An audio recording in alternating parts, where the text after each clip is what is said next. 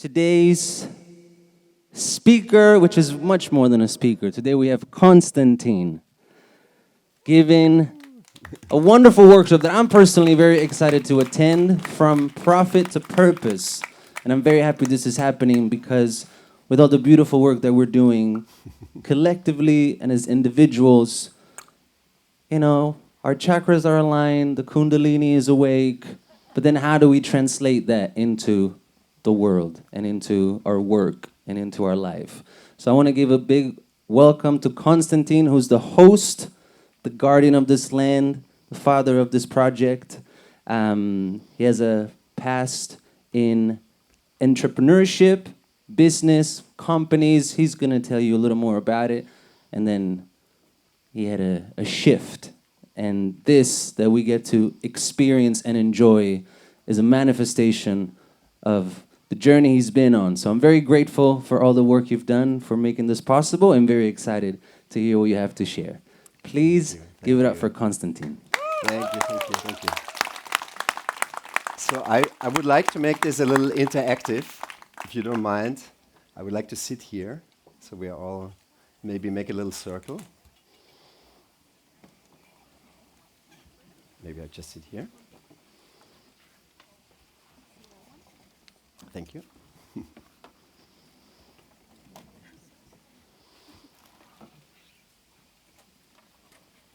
Thank you all for coming. I was not sure how many people will show up for this, but thank you for being here. Thank you for sharing your magic and making this gathering a magical gathering. And before I start to share a little bit, I would like to invite you to maybe share like one or two words. Just shout it out, maybe how you feel. Exciting. Inspired. Grateful. Home. Excited. Abundant. Grateful. Pleasant. Happy. Blessed. In deep gratitude. Love. Reconnected. Impressed. Free. How do you want to feel when you leave this place? Elevated. Connected. Grateful. Empowered. Aligned. Better. Inspired. Harmonized. Full of love. You.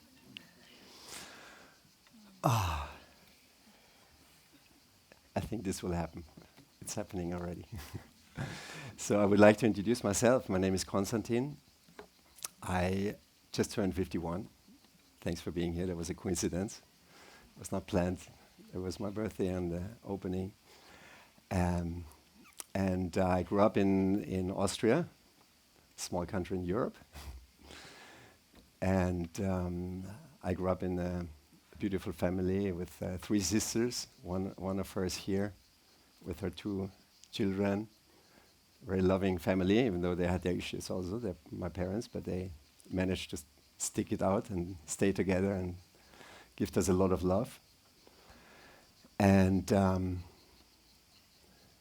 I would like to share maybe a little bit about my upbringing and then my journey and then a little bit about the vision. But I would really like to make this quite interactive because I would love to hear your questions. And I know some people came to me and said they would like to chat with me and ask me some questions. And I think maybe these questions that they ask me individually are interesting for all of us.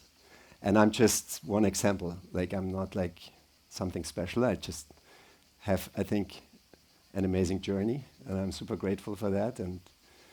And if this journey can be of inspiration for you or for anybody, then I think this is maybe meant to be. So so I grew up in this family, and I had always kind of something like a creative mind. And when I was 14, I kind of started my first business, quote unquote. I was a photographer, and I started to take photos from. I like beautiful girls, so I wanted to be a photographer for model agencies. So I trained with a famous photographer, and then in my school, they asked me to take the photos of the class, and then it kind of became a business. I started to do this in all the big schools in Vienna with 1,000 kids, and I did like model photos of the children and group pictures and everything, and it turned out to be a real business. My father is a lawyer, and sometimes I had big piles of money because they gave me all this small coins for the photos, and we were all my family, my sisters and my neighbor friends were all helping to collect the money. It was kind of weird. But it was kind of from a passion. I loved photography, and I like to just share that, and that was kind of a little bit of an entrepreneurial endeavor. And then I started 7 companies, and mostly in a little bit in the internet space. And my first project was purpose-driven, even though it never really took off. But I had this idea to use the internet when it came up in the year 2000 to leverage it to generate donations for causes. And there was a website called the Hunger Site. I don't know if someone remembers it. You could click on a button and generate a donation worth a cup of rice for a cause. And that was fueled or paid by some banners, like accumulated banner advertisers. And I loved this model. And then internet just came up, and we created some online games for the world, together with the World Wildlife Fund, to raise awareness for endangered bottleneck dolphins. And it was like an online game, fun online game. You play this game, and then every time you reach a certain level, you see accumulated ad impression, and that was generating an ad for this cause. That was in the year 2000. The internet bubble kind of was full on going on, but it allowed me to travel to San Francisco with our team, and I could kind of see the bubble. I don't know if you remember, there was a big internet bubble that kind of bursted then, and I saw the shakeout, like saw what companies survived, what didn't, and then I took a business model that I saw survive there back to Europe, and I started a marketplace for commercial vehicles. Just a coincidence, I don't know anything about construction machines or agricultural machines, but somehow it came to me, and then I started this, and I did this for 5 years, and it became quite successful. I sold it when I think it was 20, close to 30. And then I started another company. It was like a fashion e-commerce company called Brands for Friends. Actually, there's a friend who was involved. That was quite a ride. Also in the early internet days, became quite successful. We had 10 million members buying fashion at low prices, discounts, and we sold that to eBay. So that was my kind of first little big success, even though it sounds always, wow, we sold the company for a lot of money, but as a founder, in the end, you usually don't have a lot of shares. I mean, you still have a lot of shares. It was amazing for me, this experience, and then kind of like, wow, now I can conquer the world. I traveled the world, actually, and the biggest gift that was given to me after all this was that I traveled the world for 2 years, and I was able to invite my whole family. And I told them, you can choose a location anywhere in the world, and I invite you, but the obligation is that you have to stay a minimum 2 weeks with me, and just you. Because before I was always around, I never really had so much time for them, and I really want to spend quality time. So my father came to Brazil, my mother came to Myanmar and Thailand, and my sister 1 to Caribbean, sister 2 to Bali, sister 3 to Maui, and it was really an amazing gift. And I said I want to travel as long until I get really bored and want to start something else. So then somehow I ended up in New York, and I started a vegan food company called Aloha. And that was at a time when vegan was still very small, I think 2% of the percentage. But the mission was to create a brand that helps people to live healthier. and do it with the highest quality ingredients and make it taste good also, because in the US there's a problem, like everybody can claim that they're healthy. The FDA has very loose regulations, so everybody claims, even Gatorade said, or vitamin water said it's vitamin water, but it's sugar water.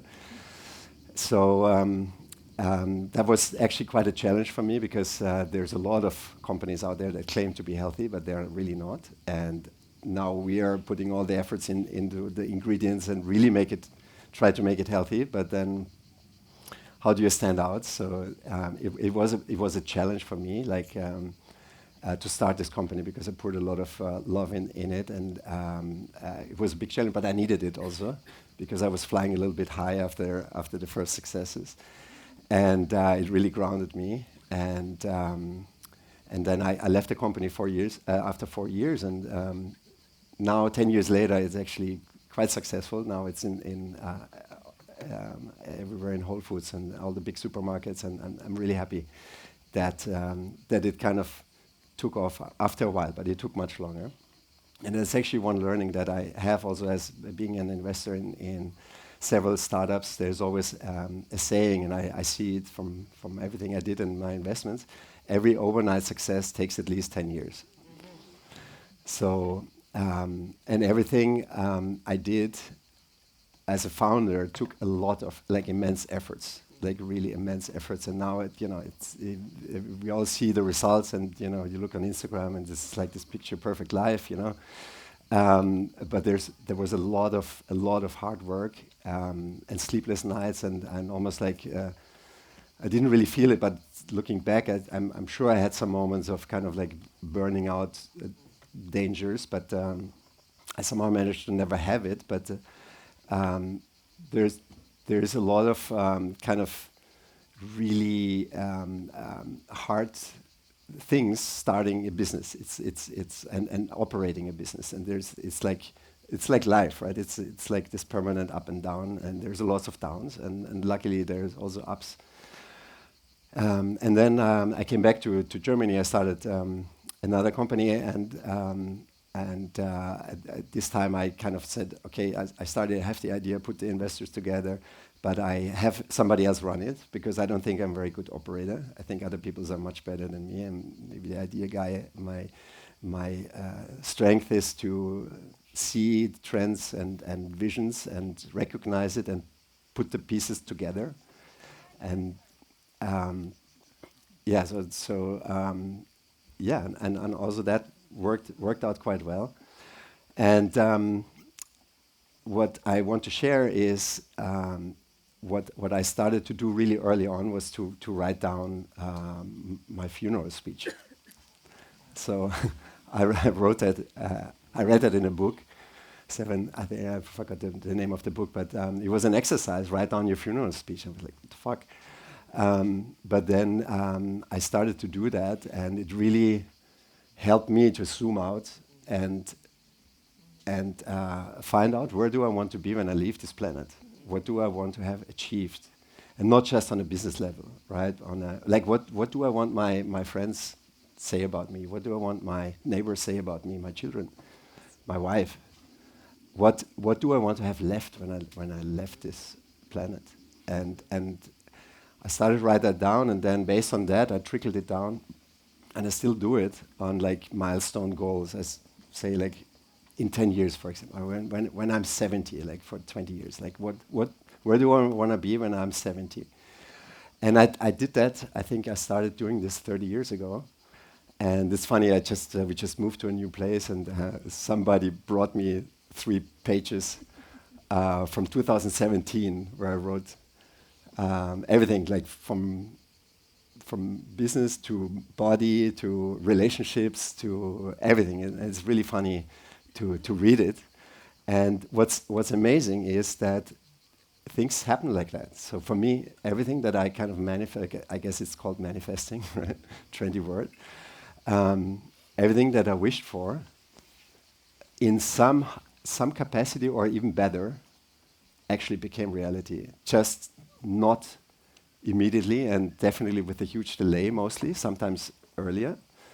But when I think back of my life and what I dreamt of and what I felt and I wished for, somehow it became reality.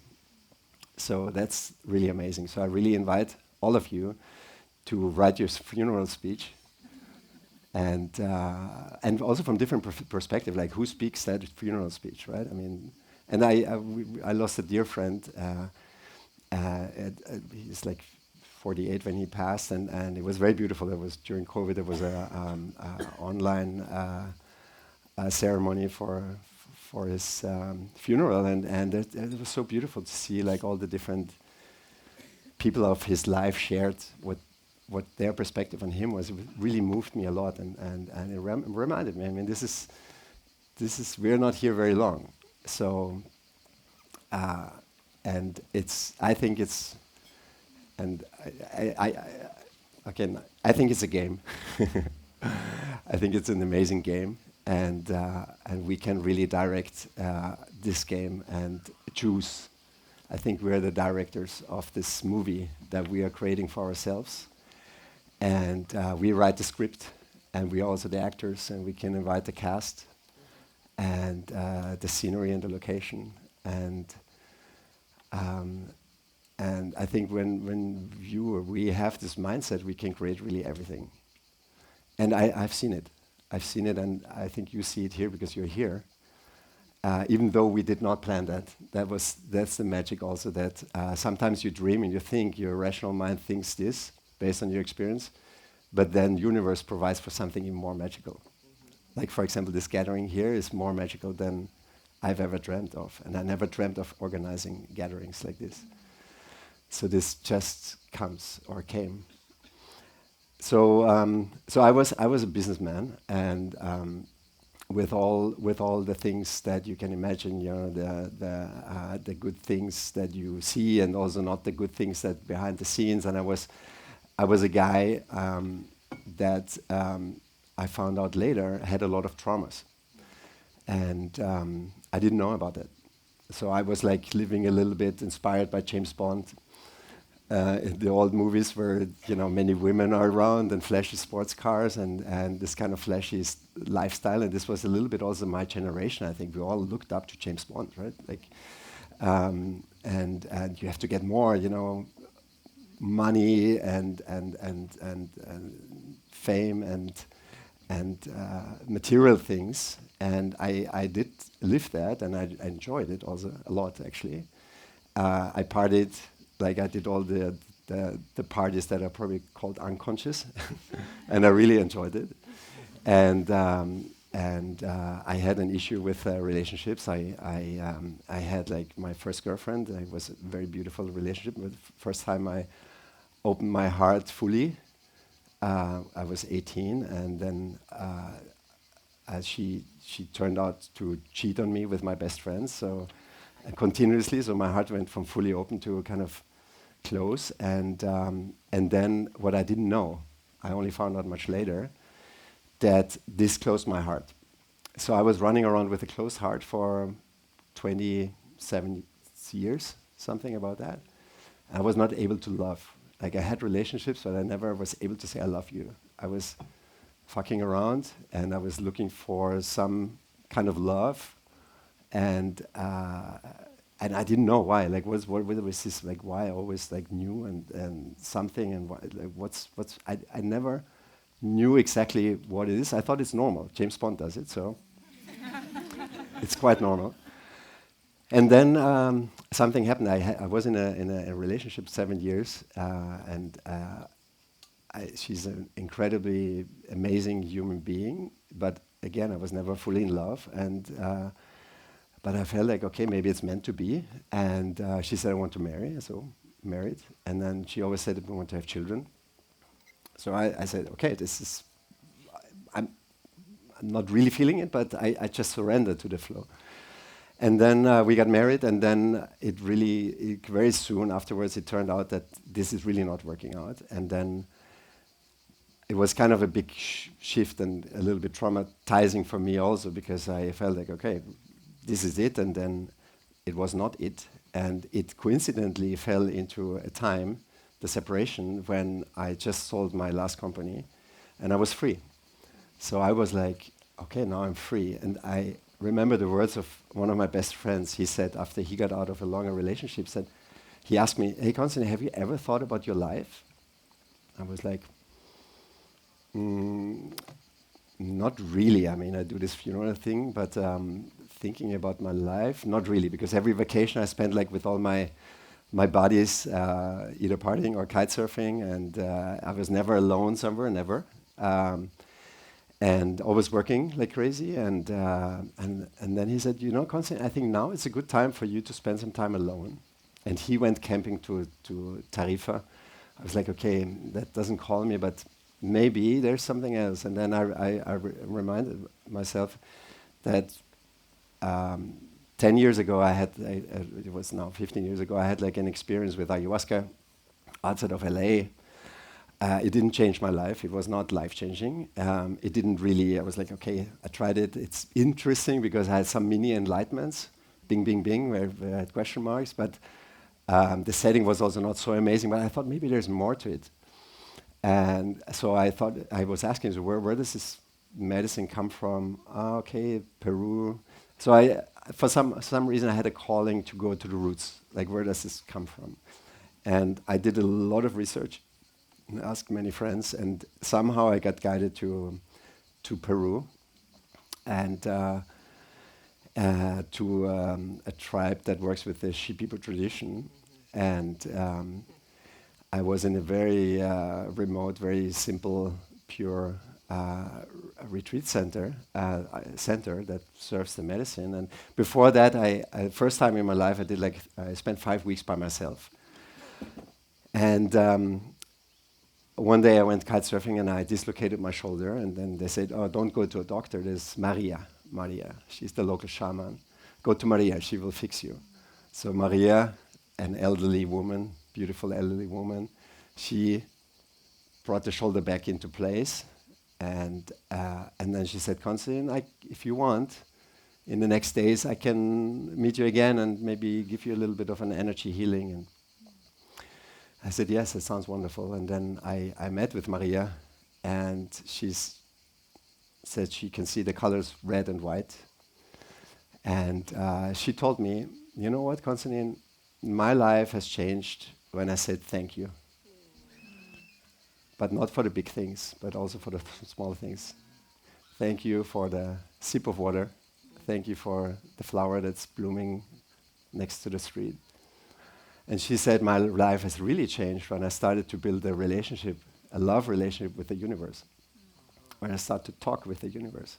And I asked her, what do you mean? Like, how do you talk with the universe? She said, just imagine that you have a friend inside you that is with you all the time. That you don't have any secrets. This friend knows much more about you than you know about yourself. And just start a dialogue. And just share what you feel and share what you wish for and what you're grateful for. And speak with the universe as she is your best friend. And don't hide. And I was like, sounds interesting. And then I started to do that day. And ever since, my life completely changed. And ever since, I guess it's called praying. Ever since I've been praying, basically, I pray, whatever you want to call it, talk to the universe. I don't know, maybe 100 times a day or all the time. So when I came here yesterday, I was praying for this gathering here to be inspiring for you guys, and that everybody can take something home and grow and benefit from this. And we prayed a lot for this gathering. We prayed a lot for everything. And it works. And so that was the beginning of a big shift. And then I came to this village, and I had no expectations about the medicine, the ayahuasca medicine. Absolutely no expectation, because I didn't have a life-changing experience. And then it turned out the first ceremony was actually a message that I received, and I never received any messages from from anything. but maybe from emails. And so the first message that I received, like, where does this come from, was, Constantin, you have a child with the universe, and that's your heart. And you neglected your child. You need to take care of this child, your heart. I was like, it's okay, actually. I never had any heart problems. So it's pumping. So I didn't fully understand that. And then when I dislocated my shoulder, I was very much in pain on the left side. And another message was, hey, Constantin, you're out of balance. You're too much in your masculine, in your right masculinity, on your right side. Your feminine is out of balance. You're only masculine, pushing, wanting, going forward. You need to go back in balance. I was like, masculine, feminine. I have a penis, so I don't know, like what? Feminine, like, yeah. I didn't understand, really. I'm serious, I did not understand. And, but I remember. And then the second ceremony was when the universe, and I have to say I never believed in anything. I mean, I thought there's something, right? I thought there's maybe a Buddha, I didn't believe in religion, and my mother always dragged me into church, and it was super embarrassing when she really tried to sing very loud to the songs that I really didn't like.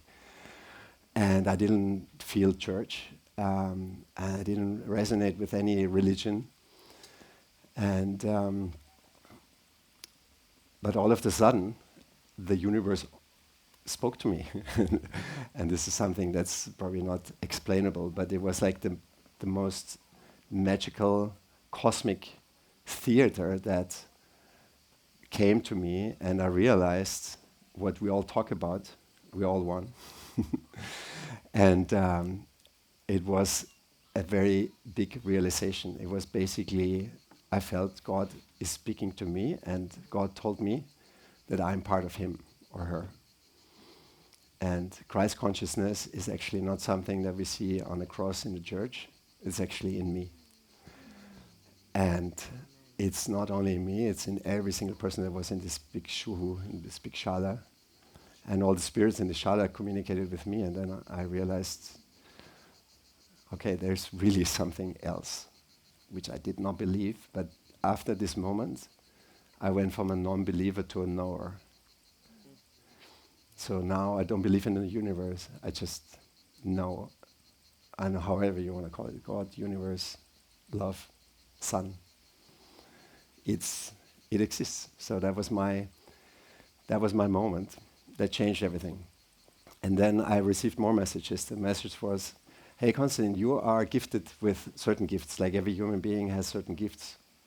And your gift is to make things happen. And your gift is to bring people together. And your gift is to help others to get back in balance and to find their purpose and to find healing. But before you do that, go heal yourself. So, okay, this is what I did. I spent basically 2 years. So then I really sold everything, like everything that I had. And that was during COVID. It was a blessing. And then I spent basically 2 years, I mean, literally and metaphorically sitting under a tree and meditating and doing a lot of work. I got up every day at 4 o'clock in the morning. I got magically introduced, and then I remember the saying, when the student is ready, the teacher appears. And so it was. So the teacher, and I hope many of you met him or will meet him. One of them is here, Orpheus. He has a beautiful small place in Costa Rica, and he has a retreat center, and I was the only guest. So I said, Orpheus, can we please do like a fast track, kind of a spiritual ninja training? So basically, he personalized spiritual ninja training for me, and he invited amazing teachers, and we worked a lot with medicine also, and different kind of medicines, and I got introduced to Chinese medicine also, and Qigong and Vipassana, and first time in my life I practiced celibacy. I was like, oh. and I was very interested also in conscious love making. Somehow it called me, and then miraculously I got introduced to a woman that I hope all of you meet also. She has a big role in my life. She's actually the reason why we're here in Corfu. Her name is Ignatiana, Igniter. And she was kind of introduced to me as a conscious sexuality teacher. And I was so curious. I was like, what does it mean, conscious sexuality? And then she told me, before you interact with anybody else, make love with yourself. And this I never did also, like make love with myself. Yes, I mean, when I was young, I masturbated and I watched porn, and I was like, okay, this is not making love with. No, she said, no, not this kind of love making with. No, there's another one. And then she said, just be with yourself in your little cabina and touch yourself, but not just like sexually, just feel yourself, touch yourself, feel your body, and see how it feels, feel how it feels. Like, wow. And I did it. So I was in this state of my life where I actually do what people tell me that resonate to me, and I did this. And I did this for weeks, and I really discovered a new love to myself. And then it was really interesting. I fell in love with a girl. I thought I fell in love with this girl, and I guess I did. And she went off with another guy. I was like, fuck. This really broke my heart, and it was quite interesting because it was just one day before I also miraculously got introduced to a ceremony of Iboga. So I don't know if you heard about Iboga. It's said to be the Mount Everest of psychedelics. It's a root from Africa, from Gabo, I think. And it's a very, very intense trip and journey that you take part. It takes up to 30 hours. And I got introduced because a friend of mine is a doctor. He worked with Iboga to treat drug addicts quite successfully. And he invited me. He said, because he wanted me to also be a sponsor and supporter of his project, he said, Constantin, I'm now shifting from drug addicts to Navy SEALs, the elite army of the US that have spent time in the wars. And he said the suicidal rate of Navy SEALs is way above 50%, and the PTSD, post-traumatic syndromes, is super high. And they found out that Iboga is one of the most powerful medicines to heal traumas. So I said, you know what, I don't have a trauma, I'm good, but I'm curious. And if you allow me, I would love to support you, but maybe I can be part of your ceremony. And he said, okay, so we have 3 Navy SEALs and you can be part of that. So again, no expectation. I thought, I'm just curious. And then I found out about my traumas. And this, I think, was really, really the biggest shift, because I found out I had a 20-kilo rock blocking my heart. And by then, before, I did not know about my trauma that was caused by my first relationships, and that my heart was blocked. I just didn't know. But I felt anger. I felt anger. I felt like it. So when you do an Iboga trip, it's really trippy because, I mean, the way they do it, they have like really nasty music alternating with really nice music. So the nasty music is, they're like sounds you really don't want to hear, and you really want to get the fuck out of this. And they draw everything out of your system. And then when you think, and that happened to me, that I thought, okay, now I'm really dying. I cannot hold this anymore. I cannot hold this anger and this negativity and this pain. I think I'm dying. And then all of a sudden it made a huge burst, and this beautiful music came, and then all of a sudden all this anger shifted to forgiveness and love. And I realized that these people were just here to teach me and to guide me. And all the people, the best friends that cheated with my love, the love of my life, I felt so much love for them and forgiveness. And for all the people that hurt me in my life, that held the crutch on, and the list was probably 30 people that I really held the crutch on in my life through all my partnerships and business relationships and everything. And I've like, fuck, I really love you. I'm so grateful. You are my teacher. And again, first time in my life that I really felt love. And what happened after this, I made an effort to meet and call all of them and ask them for forgiveness and tell them that I really love them and how grateful I am. And it was a really magical experience. And they couldn't believe that I called them because I was really angry and I was really not nice to them. And it was so beautiful. Like most of them started to cry, and it was like really like, what's going on with this guy? Like, So anyway, that was also a beginning, but I wouldn't say these medicines immediately healed me. No, what my experience is, these medicines, they show you. It's like a trailer, basically, a glimpse in the future, and you feel the oneness, you feel the love. And after my long journey, I had a stopover in New York. I met my ex-wife, and it was the worst 3D fight I ever had. I was like, how is that possible? After all this work. And then I realized, okay, I'm not enlightened yet. Definitely not. No. And I realized, okay, this is it's a constant work. It's not like a one-time quick fix. It's not. And all these medicines, how amazing they are. They're just guides. They're like crutches, really. I think they're crutches. They help you to walk, but we have to strengthen our legs and the system every day through our daily practice. And the daily practice is, I think, an orientation towards love and light. And every day in my life, even we're living on a beautiful island and creating these beautiful things, I am confronted with a lot of negativity. And it tries to crawl to me from like all sides, from neighbors, from dogs that are on a chain, from neighbors spraying glyphosate, pesticides while we are planting trees, and family that has their issues and they are trying to project negativity on us and trying to correct us, or news, right? Like just open news and you're bombarded with negativity. And this was another big message that I received during Iboga, that negativity is my number one enemy. And I realized I have to transform negativity into positivity every day. And this is my main job, really, to transform negativity into positivity. And I think I grew up with a very positive mind, but also my mother is the biggest warrior. I mean, I love her, but I think her, and being a mother of 4 children, trains you probably also to worry. I see that. I mean, today I checked like 7 times on Leo if he's still breathing.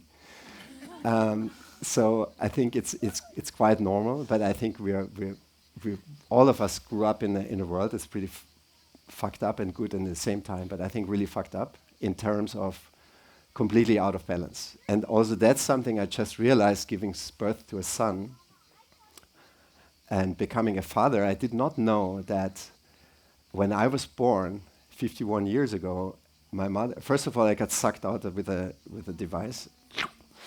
I didn't know that. So, and then I was told it was very normal at that time, common belief, to put babies away from the mother for 6 hours and train them to not feed for 6 hours.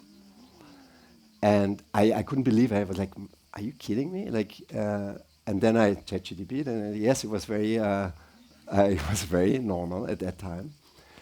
And now I see my son, he wants to be fed every hour to every hour and a half. He wants to be on the breast, on the skin. He wants to be nourished. And I think that's a birthright. I mean, that's probably called birthright, right? And I was deprived, and probably all the cohort of the people that were born in the 70s, deprived of this birthright. So how fucked up can a guy like me only be, right? And full of traumas, because this is the motherly love that we did not receive. And also my mother was, and I love her to death. I mean, I don't know how to, whatever, I fully love her.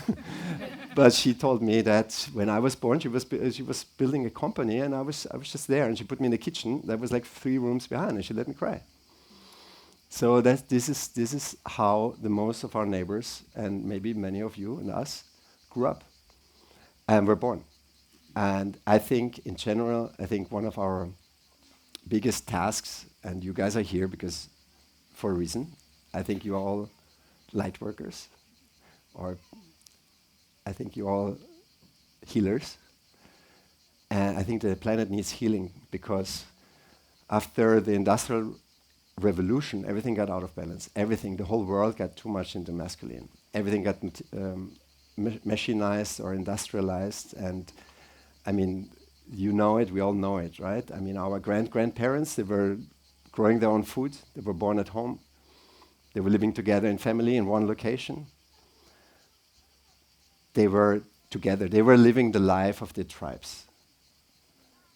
This was our grandparents, like all our neighbors here. Like they build their own houses. They have animals. They eat maybe an animal once a month or so, because they raise it and they kill it. They don't eat an animal every day because it comes in a plastic box. And I think this is really what all of our task is, and what certainly I feel for myself, to help bring things back to balance, because the world is out of balance, and we all know that. And it starts with the food. It starts with what we consume. I stopped consuming news. I think I'm very selective what I consume. I don't read any news. I know bad things are happening. I know horrible things are happening every day, and since 1,000 years, and the next 1,000 years, hopefully not. But yes, it's happening. Shit is happening. Like even in the neighborhood, women get raped, and we don't even know about it. You engage with negativity. I think we are what we eat, right? We become what we consume. And this made a big difference for me, I think, and you can say I'm blissfully ignorant, and I love it, honestly. And I still know what's going on, at least what I need to know, right? And but I don't engage with it because I know there's a lot of darkness, and I know it's time to raise the light, to light the light. And how can I be a light if I engage with darkness? And then obviously everything changed for me, my whole lifestyle, right? I was drinking alcohol every day. I was fucking around. I was eating steak 3 times a week. I was doing all the things. I was probably 12 kilo, 15 kilo more in weight, and I was anyway. What I changed is, and what really had a very big impact on me, and we all hear about it, but it really helped me, is intermittent fasting.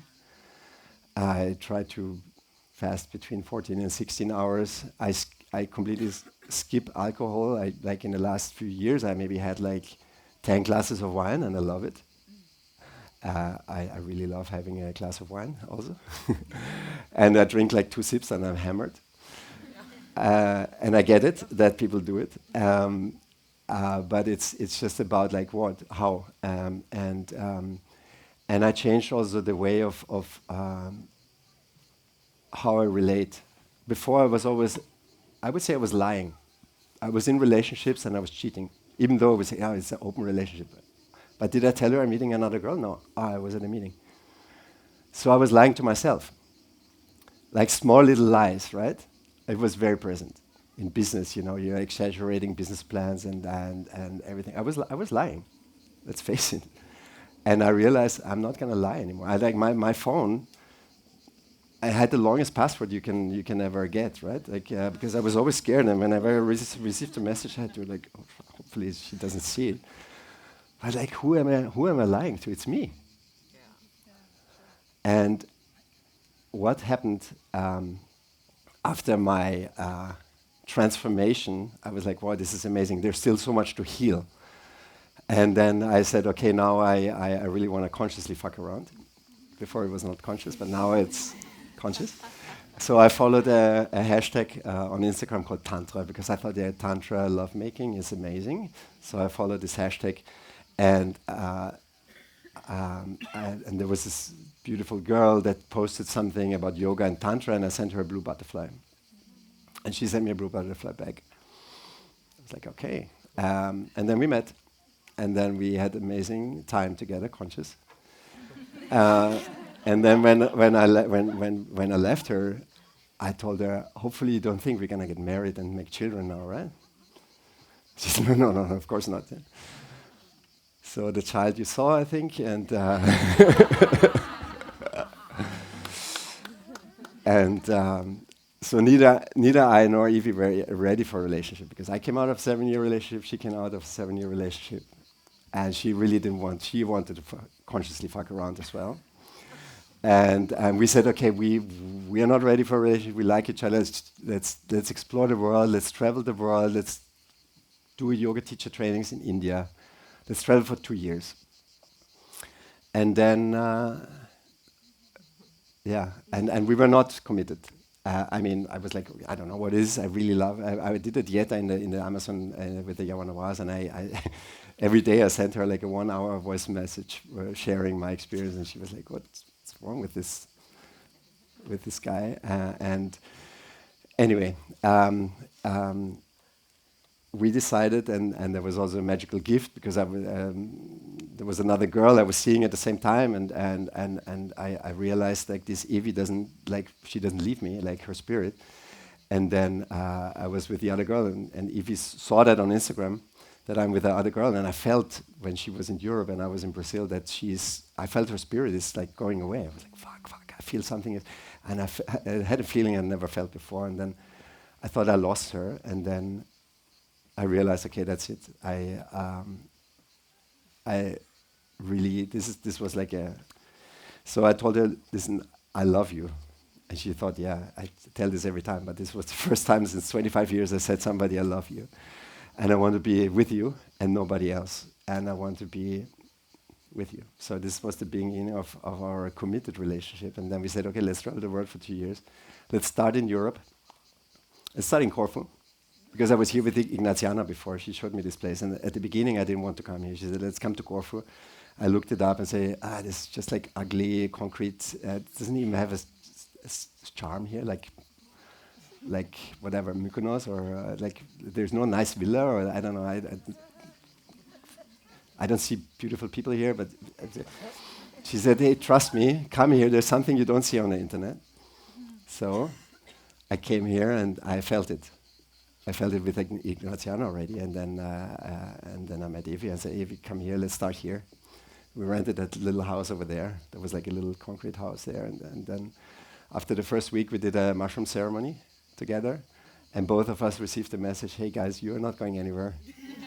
Whatever you're looking for is here. You have to buy this house and you have to buy this land and start creating a place for rebalancing.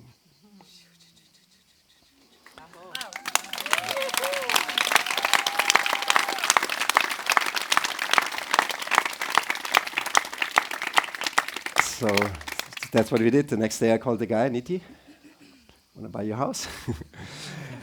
And so really, like, it's a calling. Now it's a calling, and I really tried to escape many times, because I realized I'm getting sucked into something, because I was like, okay, I'm financially free. I don't have to work anything in my life. I'm like really in this kind of like financially blessed. I can live from my savings. And then all of a sudden I realized now I'm negotiating with landowners and contracts. I have to go to a lawyer's office, accountant, employees. I was like, no, I don't want to. Like, where's this other life that I enjoyed so much? But then I realized, again, here's also all about the balance. So I realized this is actually, and what I find now, the real spiritual practice is balance. And I think it's like before I was living this life in the business world, I was like office, calls, emails, waking up with emails, going to bed with emails, and bam, so I was in this world. And then I was sitting on a tree for 2 years. And it was actually really easy to be spiritual. It's super, I mean, it sounds, whoa, he's sitting on a tree for 2 years. It's super easy to be spiritual, right? I mean, you're like high on plant medicine and high on Kundalini breathing, and it's amazing, yeah? But then combining these two worlds, I think this is the real challenge. And and this I'm still learning every day to practice this challenge, because we now have a lot of things going on.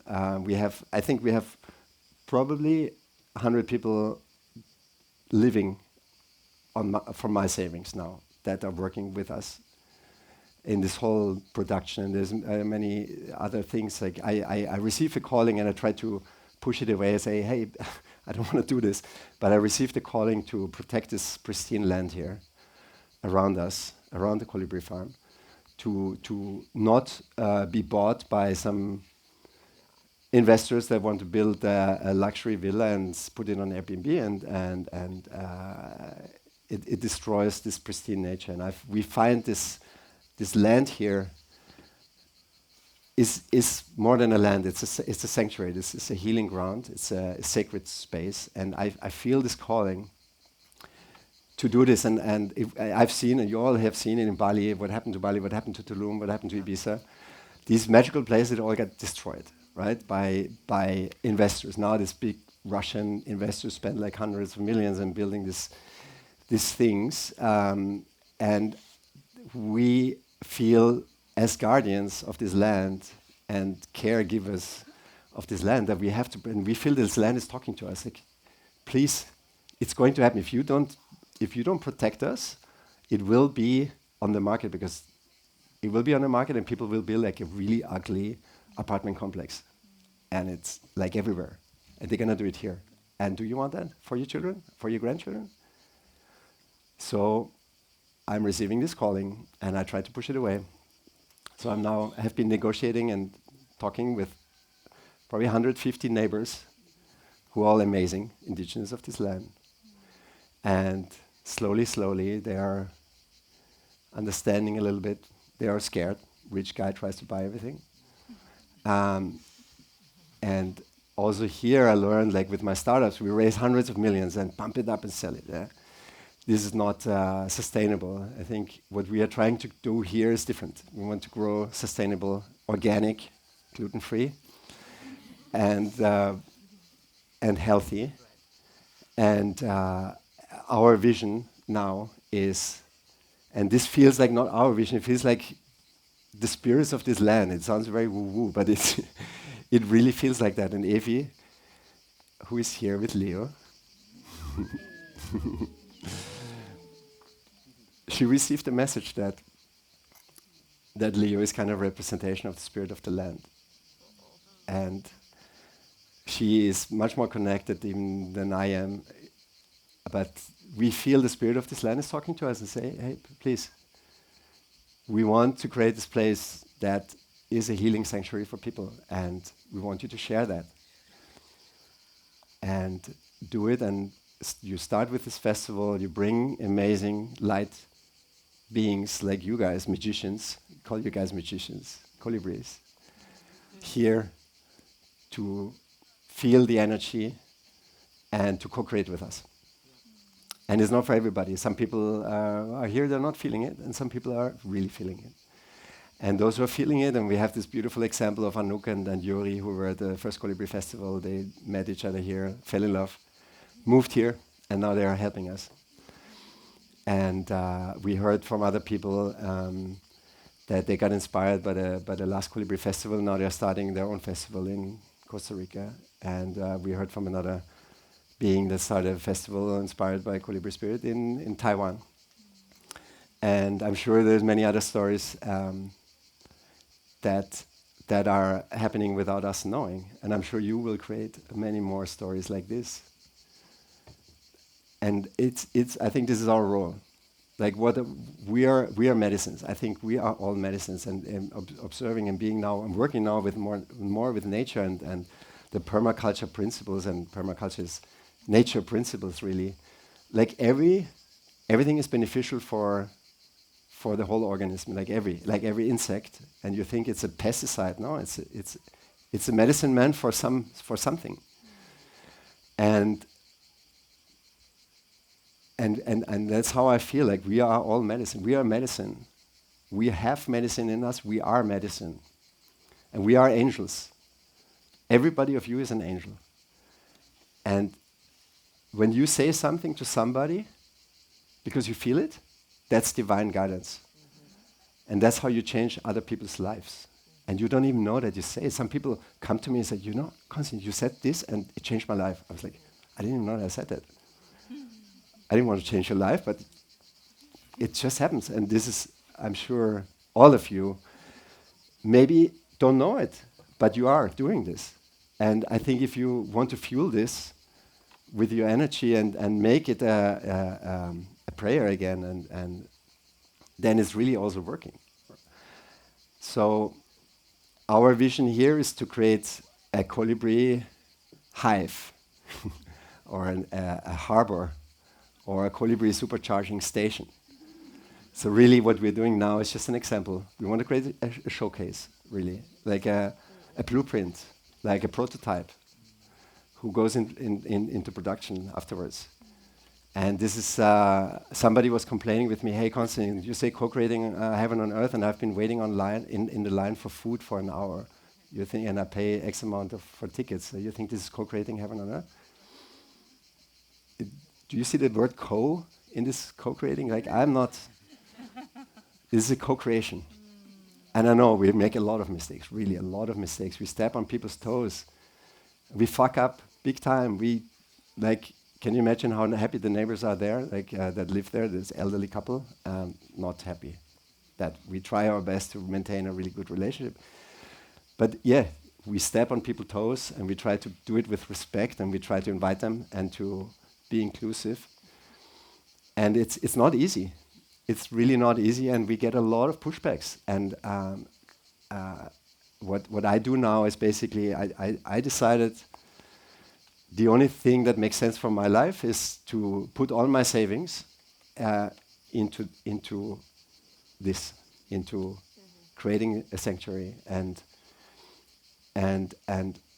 create something that benefits and plants seeds, literally and metaphorically, that my grandchildren eat the fruits from.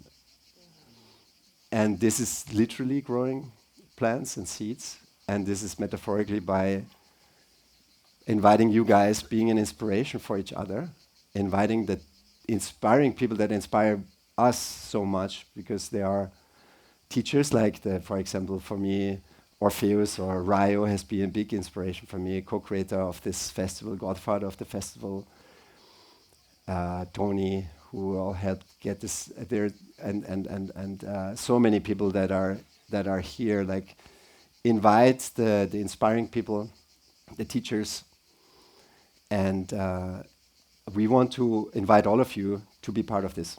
If you feel the call, be part of this. Let's co-create. Bring your medicine, whatever it is. Is it opening the umbrellas after they were closed because the wind was too strong, or making the space beautiful, like make a temple. Like, we want this whole place to be a temple, like all this land that we are hopefully also protecting around. We want this to be a sacred temple space. Like, you feel the call to be part of this and plant your seed, whatever it is, doesn't matter. It's whatever, social media or bookkeeping or housekeeping or altar making or toilet cleaning or gardening or whatever. If you feel the call, you can help us, and you want us, we invite you, because this is co-creating. And if you don't feel the call to help us here, I invite you to do something similar in your place. Whatever you feel really is your medicine. Strengthen your medicine. You are medicine. What is your medicine? And for me, it was kind of like a long time. I was like, what is my medicine? Like, what am I doing? Like, am I this playboy, James Bond, or like, am I the spiritual guy, or like a teacher, or do I do retreat? I don't know. But then it's unclear, and I know many of us, or many of you know what your medicine is, but it's also, ask for it. What is your medicine? Ask your friends, how do I light up your heart? Like, myself, I found out, like, my initial dream was to become a farmer. I always wanted to become a farmer, like a farmer and a bird ornithologist. I was always obsessed with birds. When I was 9, I wrote a book about crows. I always had this passion for birds and being a farmer. And then my mother said, okay, first he wants to be a farmer, then a farmer with a Porsche, and then only Porsche. I never cared about a Porsche. I had an Aston Martin, but now I have a Fiat 500 and I never drive it. I go barefoot and I'm happier than ever. And I'm a farmer now, really a farmer. We have 30 chickens. We grow our food thanks to amazing help from Kevin and his team. And it's just, it makes a big difference. It really makes a big difference. Eating your own food and eating eggs from your own chicken that you love. You feed them and they come to you. It makes a difference. I don't eat anything. Evie and I, we eat like 6 eggs every day. And it's the best feeling ever. And if you don't have a big garden, it doesn't matter. They don't need a big garden. I mean, they need like, whatever, 10 square meters. And they're the most beautiful pets that you can have, and they give you. And you give them, and they give you. And it's such a beautiful symbiosis. Okay, so now I would like to invite you to ask questions.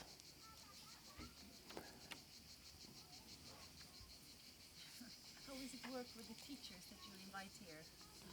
Are they getting paid? How does it work? Okay, the question is, how does it work with the teachers that we invite here? Are they getting paid?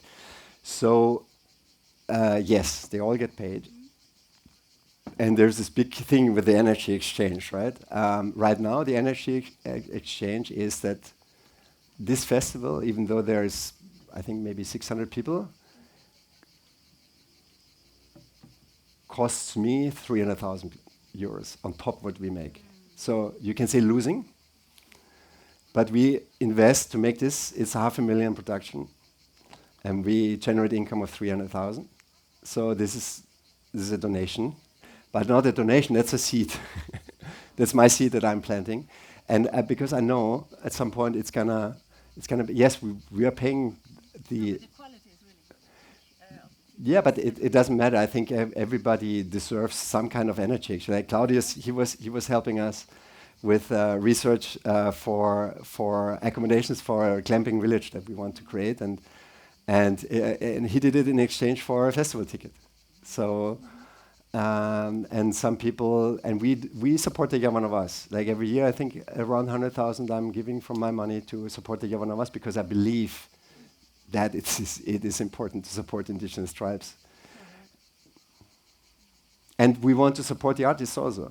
And we need to find a fine balance, right? I mean, there was a moment when we thought, okay, we can charge more because cannot. I mean, I also cannot do this forever. Like, you know, my savings is like a bathtub, you know? It's losing. At some point, it needs to generate. So we were thinking maybe we can raise the price to 888, and then we realized, no, a few people can afford it, but not so many as we want that. So we lowered the price again, and when the artists saw that the prices are higher, they asked for more money. So it's kind of like, but I think it's also a buy-in. Like, honestly, I know some of the artists, they are like my best friends, but many of the artists they don't even know really our mission. So I think once they all understand also, but we want to pay, and that's why also I think it's quite important. And I see, unfortunately, many spiritual communities fail. There's very few examples, like maybe Pachamama or that are kind of like led by a guy, but then all this, let's move together and hold hands and sing around, and unfortunately, it lasts usually not very long. So I think, and that's why I think it comes also from profit to purpose. I think it's really important to create a healthy, like in permaculture, a healthy system that can support itself. It's sustainable. It needs to be sustainable. So that's why it needs also some kind of business mind in everything you need to do, and also. I mean, there's this saying in the airplane, before you help others, you need to put the oxygen mask on yourself. I mean, you need to be strong in order to and many people are like, I'm giving, and then they don't have any power in me. So it needs balance. But if you have somebody that you like, want, to present to Colibri, how do you do? Who to contact? Who do we want call? to present somebody that is good for this environment. Yeah. Who should I contact? Anyone. Anyone. Knows somebody good. Yeah, no. I mean, again, there's a way. Right Yeah, right. Yeah, how to contact? Yeah, info at, and we all read it. So maybe you guys want to have the talking stick. My heart is beating, but does it function? Can we turn up the volume of the? I think it's Closer to yeah. the mouse. Okay. My heart is beating, and Constantin, I want to say thank you for keeping Evie safe and for being a role model, for being a husband and a father. I just want to say this to you. Thank you so much.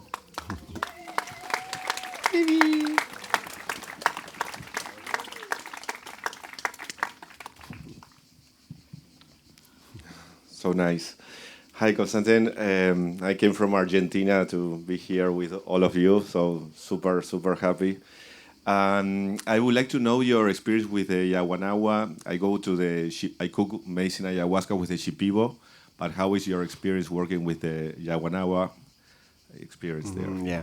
So that's a really interesting question because when I was with the Shipibo, you drink like a very small sip of medicine, and you go to the cosmos and back and make 69, and it's complete darkness, and there's no medicine. It's just in the Icaros. And for me, it was and no music, but just the voices. And the voices are multidimensional because there's like 10, 12 people singing from all, and it's, I think the Shipibo, it's a tradition from Peru. They work with the medicine since 5,000 years. And I would really recommend everyone to do it. If you want to go deep, and I suggest all of you to go so deep that you completely lose it. Like really lose it. Because I had a friend there, and she didn't drink this mini sip. She drank like a mic, and she, I'm too scared. Yeah, but then you never go. You have to go deep, and you have to. I think all of us, most of you probably not, but those people who need it need to completely lose it, because only if you lose it, your ego is stepping aside. So if you want to lose it, go to Shipibo, and do at least what I did, a 10-day dieta. And be prepared for it. Don't fly in from a meeting and then fly out. Like have at least, I think, 2 weeks before to tune into the land and to do the preparation. No sex and no like special diet before, and then at least 2 weeks integration time afterwards. And have somebody helps you integrate. And with the Yawanawa, I was like, when I heard that, there's tribes in Brazil, they make music and they dance. I was like, how is that possible? Like, you cannot even like I cannot even crawl. With the Shipibo, and then I got introduced to the Yawanawas, and the medicine is lighter, much lighter, and their medicine, I think, is the combination between the prayers, the medicine that you drink, and the music. And for me, when I'm in the forest listening to Yawanawa, it is these people feels like not from this planet. They are angelic beings, and so what I suggest is start with the Shipibos or whenever the time is ripe, and spend. And what we do, Avi and I, we said, okay, every year we want to spend at least 1 or 2 months in the forest with the Yawanawa. But also we want to go to Shipibo, and when the time is right, again also Iboga, but that might take a little bit.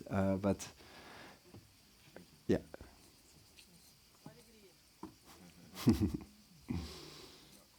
Talking stick. Hi, my name's Liam. Good to meet you.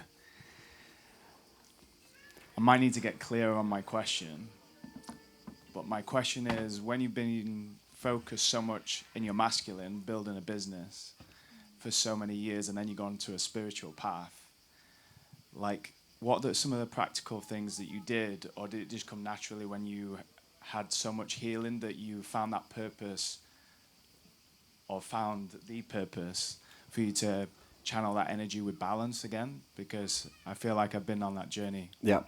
So my greatest teacher is my wife, and she's also my greatest inspiration. And I didn't believe that this is possible, that this exists before I met her. And Avi is for me the master of filling up her cup first.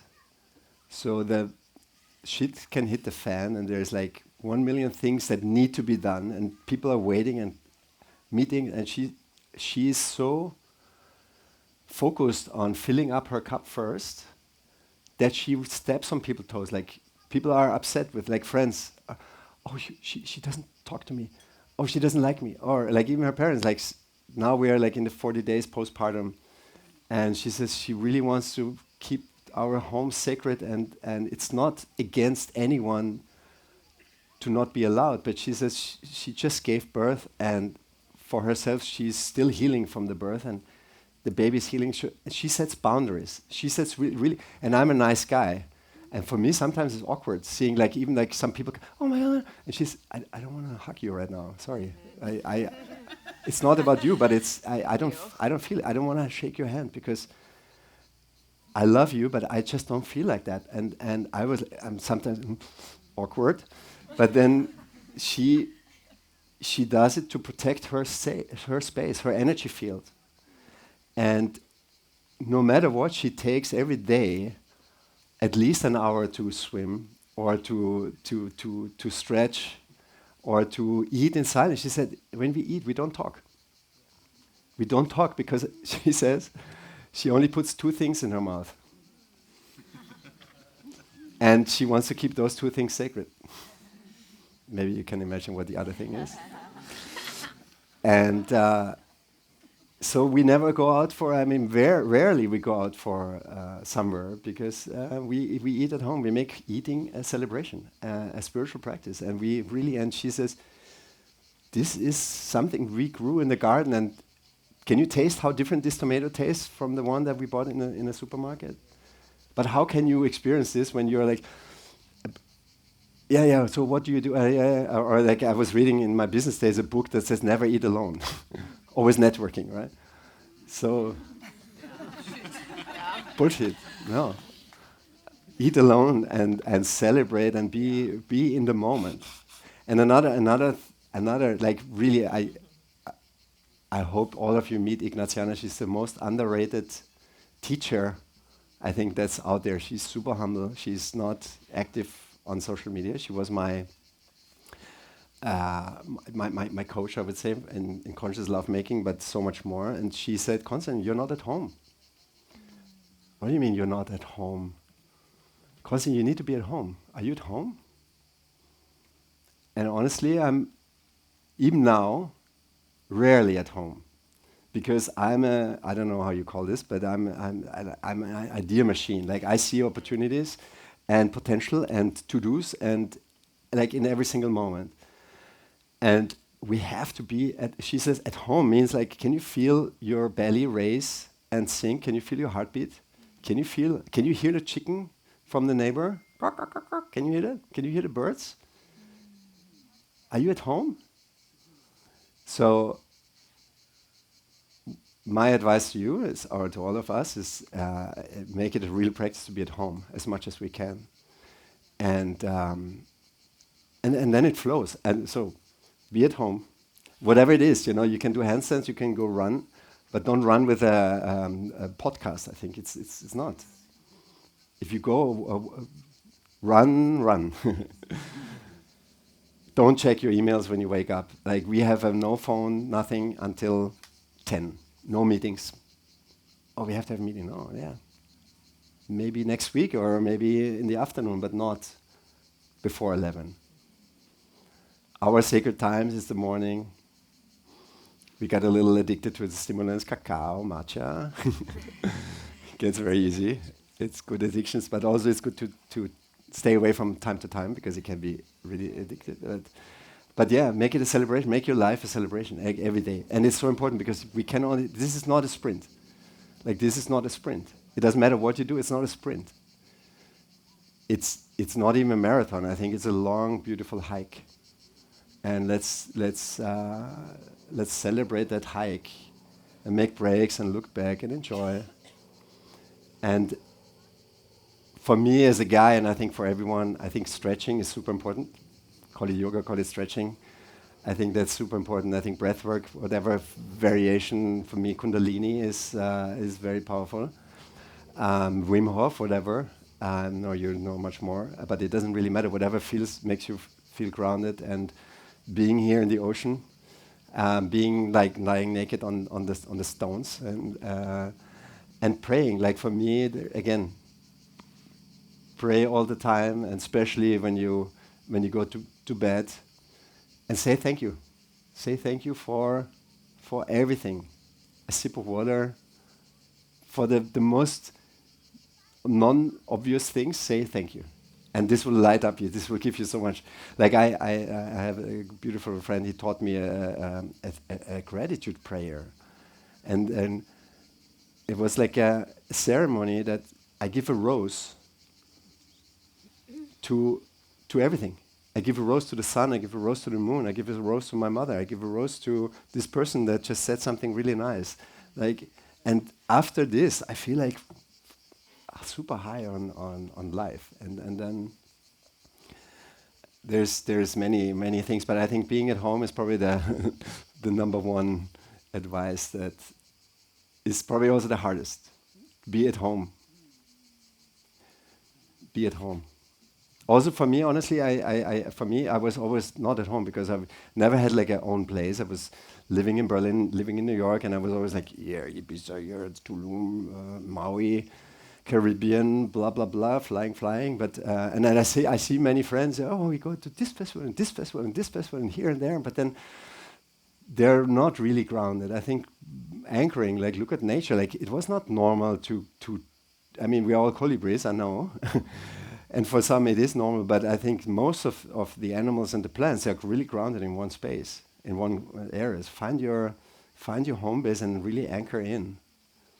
And you will feel it, because I thought I was gonna live in South America or in Bali, and and this was the last place I would think I would ever be, and this place sucked me in. So whenever you're ready, and also I think everything is perfect, everything, like literally everything. And I'm always, and I sometimes people, like even my best friends, when he got cancer, I was like, this is the biggest gift for you.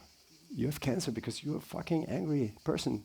You are really angry. You hold such a bad grudge towards your ex-partner. You hold it back, and this is causing the cancer, and you are not able to forgive. And I told him cancer is your gift, and he was angry. How can you say that? But I truly believe, and I say this, that everything that's a really, really big so-called fuck up in a life is the biggest gift. And it turned out for me, like every failure in business, and I had many failures also, they were always the biggest, like you say, one step back is two steps forward. For me, it was always the hardest. The biggest assholes turned out to be the biggest teachers that gave me the biggest gifts, because they redirected me away from something I thought, I have to go there. And then they punched me in my face. I was like, but I want to go there. Poof, again. Okay, maybe not. And then I go there. Oh, now I get it. And I have someone in my family, not saying her name, but she has a really difficult relationship since 20 years with her partner. And it's the same thing over and over again. I tell her, listen, he's your teacher. He's not an asshole, he's your teacher, and you chose him. He chose you. You are for each other, you're a mirror. And this is your spiritual teacher. And you will have a problem until you find out what the gift is. So we always have to find, and every time I have a fight with Evie, and we do fight, I mean, not recently though, maybe Leo is our piece, but every time we fight, we say, okay, where's the gift? Like, why does this trigger me so much? And we always say afterwards, okay, let's analyze, where was the gift now behind all this? And then we think, here's the gift. And then we usually don't have the same, I mean, sometimes a little bit, because and it's usually that I'm not holding enough space for her to fill up her cup. Okay, long answer. Thank you very much. Thank you.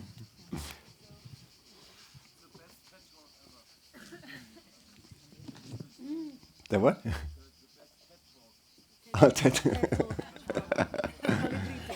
Kuli talk. Thank you. Hello, everyone. My name is Nico, and yeah, I'm really enjoying this speech. I want to highlight something what you said. I have the same feeling with my birth and my mother to be put away, and this type of trauma helped me, and I think many in this generation have this similar trauma because we all know emergency room with the glass and the babies behind, and I see that this kind of trauma helped you to really massively build your wealth, to go for your creativity, to step into the risk, to even if there are failures or mistakes, it helped you to build a strength which is in the trauma. In German, Trauma and Traum is very close together, so the trauma and dream. And to me, it's like we all here are conscious about that something like this exists, the trauma.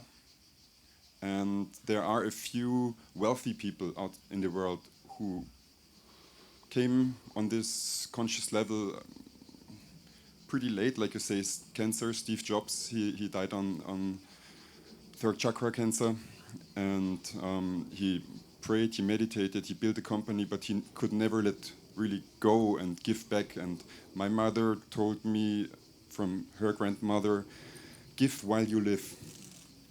And that's something what I see happening here. It's really amazing that you give while you live, give to so many people.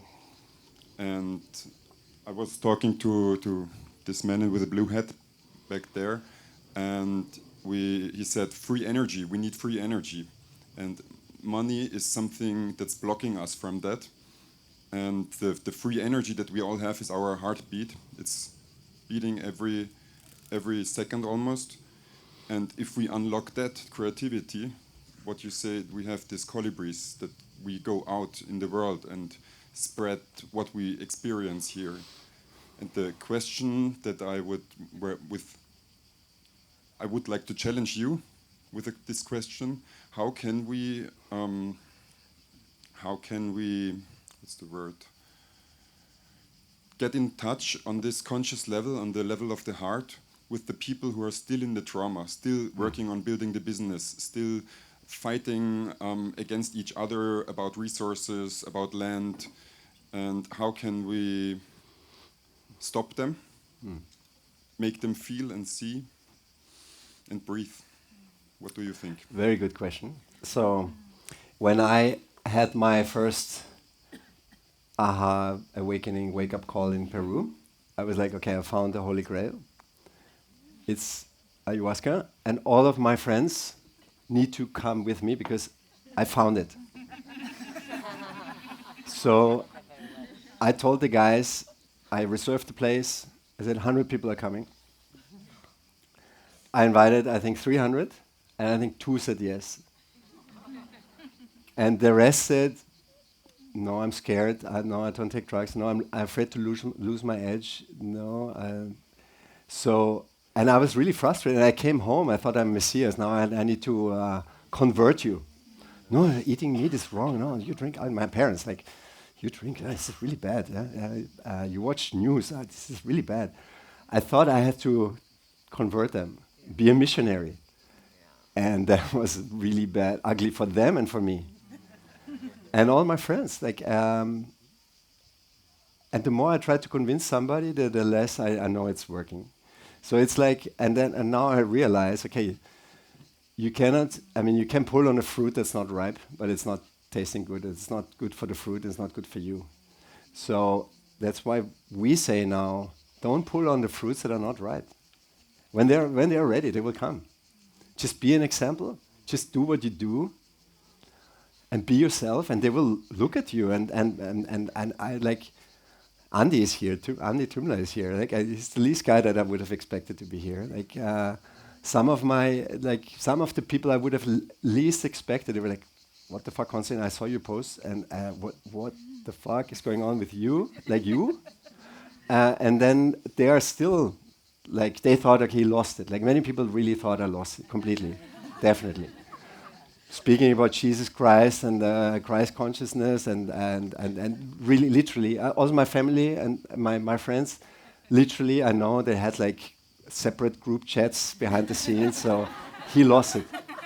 Yeah. And it's now they are like seeing, okay, get married, family, maybe it's not so bad. he's still tanned and not completely drug addict or whatever. They think it's drugs, of course, right? So my advice to you: don't try to convince anyone, and eat the fruits that are ripe. Or like in a metaphor of a fire, you can put the wet logs near the fire, but don't put them into the fire. I mean, they smoke, right? But then there's hay, and please don't smoke outside or be careful with the hay. There's a lot of hay that burns really lightly. So start with the hay, start with the people that are ready. You guys are ready, you're here. We drummed the drums, we said, let's drum the drums, and those who are ready will be here. If they're meant to be here, they're here.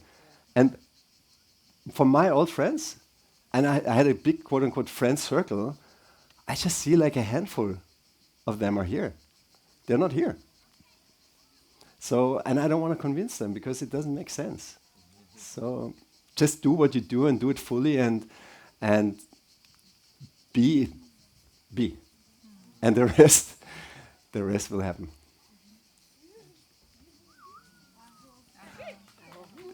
Okay. Hi everyone, I'm Victor. I'm from Switzerland. I would like to thank you and everyone that we don't see for that beautiful place first and event. It's really something.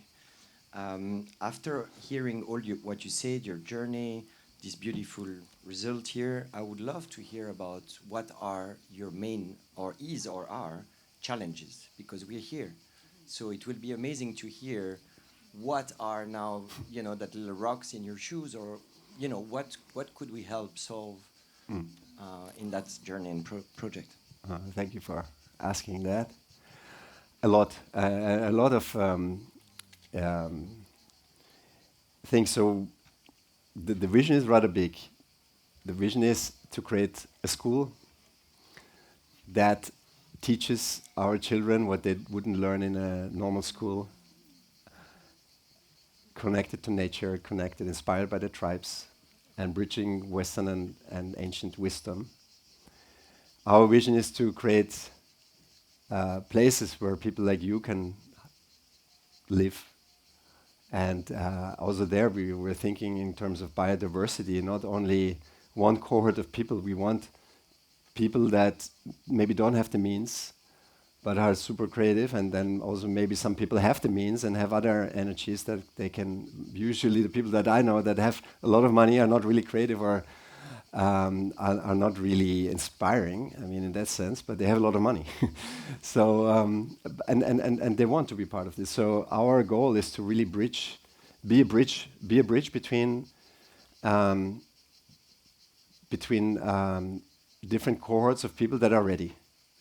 And not only, I think, the super hippie-dippy, like there are many communities like that. I think we're the bridge a little bit. Like we are, like Evie, if you see her Instagram, she has spiritual messages, but she doesn't really look. I mean, she had silicone boobs until like 2 years ago. She took them out. But if you look at her, she looks like an Instagram Barbie, right? And I look maybe also not like now maybe more, but before, I was this business guy. So we want to attract people that are on the edge or ready and make them feel at home, but all kinds of people, right? Not just the rich, quote unquote, not just the poor, quote unquote, or not financially abundant. So we want to create this symbiosis, because in nature is everything, and only that makes it beautiful. So we want to create accommodations. We want to create retreat centers, multiple retreat centers. We now have already this one. We now have it only until now open for this festival, which is, it's not right. I mean, the landholders it wants to be open every day, and we want to create this like a daily sanctuary where people like you come and share your magic through yoga and breathwork and cacao and music and dance and temazcal and everything. So we want to create and build this out, And so what keeps me really, like, for me now, my main thing is to protect this land and also to be able to afford it. And alone, I cannot do it.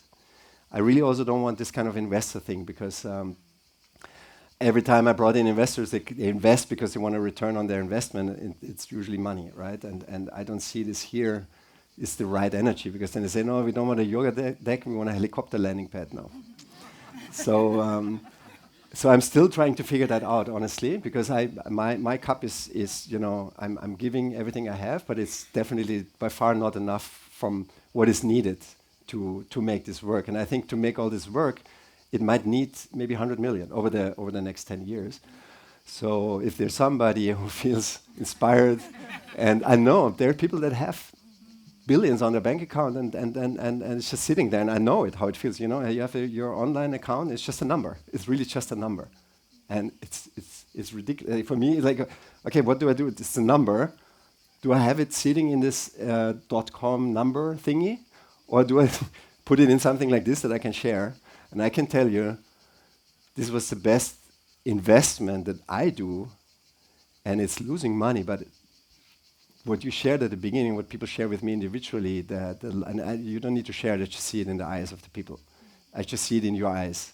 After this festival, I know why we do all this really hard work, and it is hard work, really, like, and why we do all this. Yeah? This is the reward and this is the return on investment. So back to your question, we need people also to manage, to not only manage, but also to really really work with us. It's really hard work, actually. And we find that there are some people, oh, I moved to an island and I get yoga.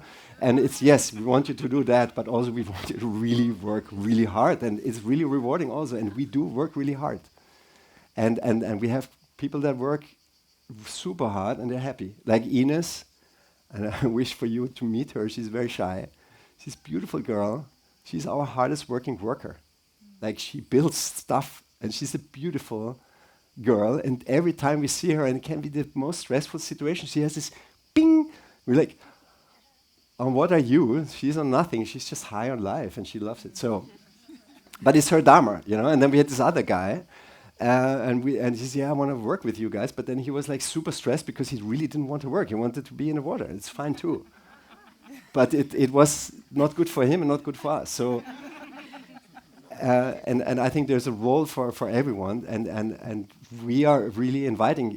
If we need people, we need support, we need energy, in all kinds of form, through arts, through advice, through really getting your hands dirty, and through, if you have money, we're setting up a foundation.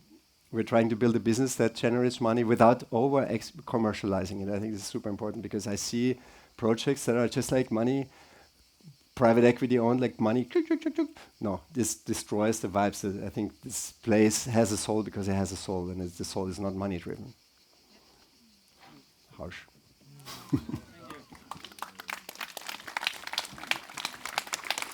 Ciao. Hi. Maria Katia. I thought I was just coming to a festival, and it's my first festival ever. You. I relate to your story very much, because I was on the Thrive side, on the Let's Make It.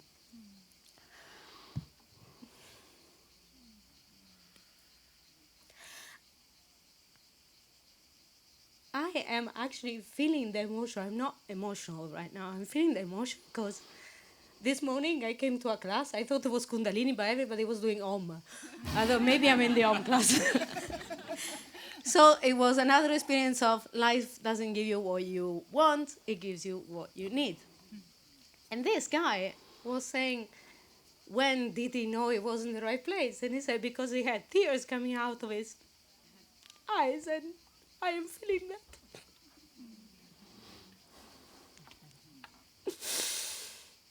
And so the story goes. I left 5 months ago on a trip to India. Then I went to Bali. And I live between Sicily and Bali. And I thought Corfu was just, let's go to the festival and see what happens. But it's an island and looks very more like my own place. However, my finding the balance is being a female entrepreneur nowadays has been hard. And I am selling my company. And I am on the discovery journey, it's been for a couple of years, of my deep seed and my spirituality. And I am in between this connection of being the woman I am, in the thrive, making it, being present, and being in this human experience. And I've been there part most of my life. And at the same time, I am this goddess, and I am this human being that I don't always like. I've got to meet myself lately, and I am in a relationship, and I love myself most days. However, I'm meeting all of my parts. It's like a big, building where everybody lives on a different floor, and they all come to the administrator. I feel this way. So the thing is, finding the balance between my human being and being a woman, and my goddess side, which is like, I figure out it's like that. It's like one trying to give the hand to each other and staying in the middle. And how can I find and lose my balance? Because losing my balance is one of the things why I haven't never done ayahuasca, so I'm going to the retreat center next. So how do I become who I am?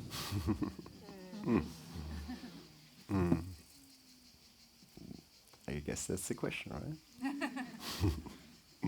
The question. I mean, for me, I really had to completely have a completely traumatic change, right? And for me, it was a gift, this traumatic experience caused by the separation and divorce of my first relationship, that then made me open my eyes and start to ask questions and say, okay, where can I find healing? And for me, it led me to ayahuasca.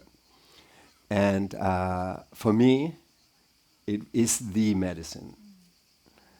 But it's not for everybody. So I cannot answer this question. I know I'm also now not recommending it unless somebody is really curious. If you feel the call and they say if she calls you, then you know.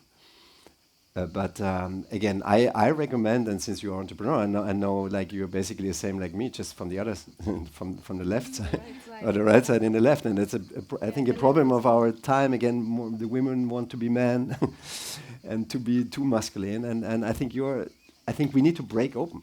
And whatever you can do to crack yourself open, do it. And yeah, but if it's not enough yet, then then do Iboga. Can you give me an address? Yes. I think I've not been there. I did Ibogaine actually, but I think to go straight there to Gabo. Anyway, but it's also not a quick fix. I have a friend, he has done hundreds and thousands of ceremonies, and his ego is so fucking big that he just cannot step over his shadow. So there is no cure. There is no magic pill, really, and it's a process. The only thing what you need to just ask for it, and pray for it every day, and it will come. You're almost there.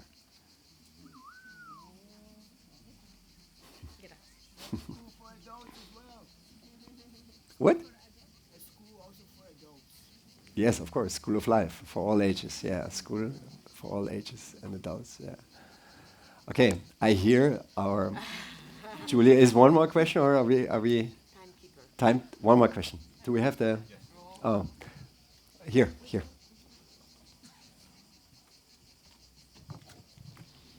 Hi, my name is Sharifa, and I'm really, really grateful to be here and witness all of the beauty that you're, giving to us.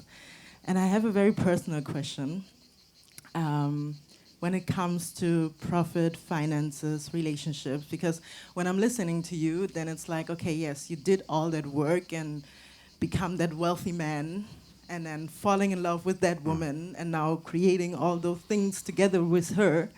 And my question is, because we in these times we're like, okay, should men provide for women, and those ideas of the archetypes. And I would like to know, how do you both build, that wealth in your relationship? Like, how do you bring both energies together? Is it like you're the one who is working and she's the one who is creating? And like, how do you really live that wealth together as a family, as a community, and as a tribe? So it's very simple. Thank you. She's the boss.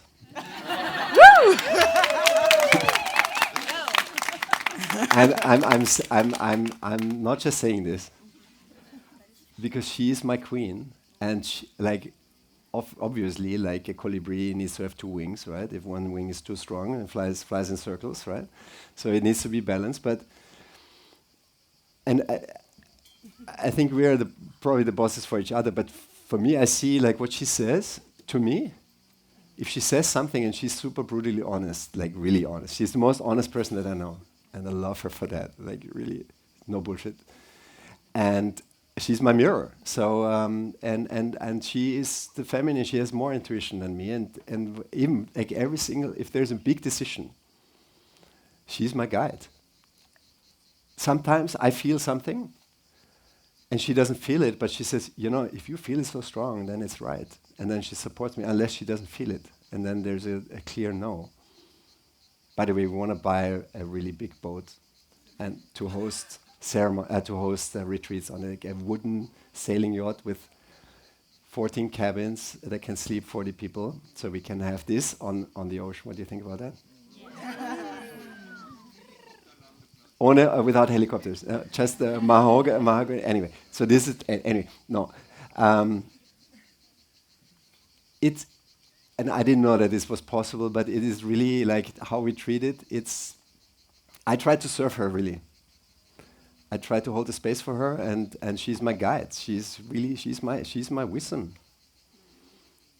and I'm probably for her also sometimes. Because we are flying not in circles, I think. So again, it comes back to balance. It's all about the balance, and it doesn't matter what it is. It's not for everyone. I mean, you have to find your own way. Everybody has to find their own way, but I think everything starts within ourselves. Like I was not able to have this relationship before I did before I was broken, like literally broken, heartbroken.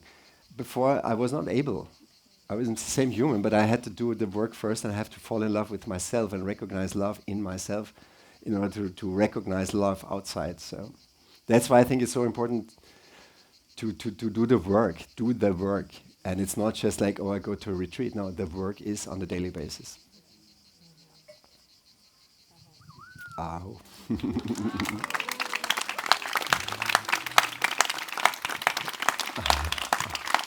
All right. So thank you so much for being